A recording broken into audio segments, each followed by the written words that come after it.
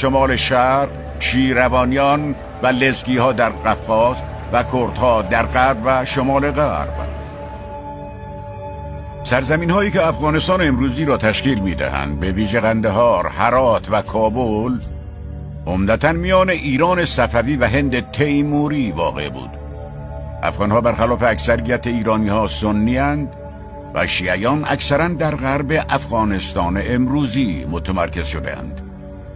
شورش آتی افغانها فصلی دردناک از تاریخ ایران را تشکیل می دهد. فصلی که تا مغز و استخوان انسان را به لرزه در می آورد.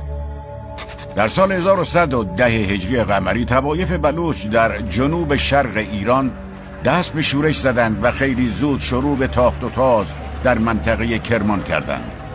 شاه سلطان حسین گرگین خان شاهزاده گرجی را مأمور سرکوب شورش کرد. گرگین وظیفه خود را انجام داد، اما نگرانی از تهدید بلوچ‌ها او را واداشت در کرمان بماند. گرگین محق بود، زیرا بلوچ‌ها در سال 1115 هجری قمری دوباره حمله کردند، اما این بار آنها به قندهار در شمال شهر یورش بردند. گرگین یک بار دیگر بلوچ‌ها را متفرق کرد و قندهار را نجات داد. گرگین که قبلا به مقام بیگلر بیگی گمارده شده بود وارد قندهار شد و به انجام وظیفه پرداخت. او که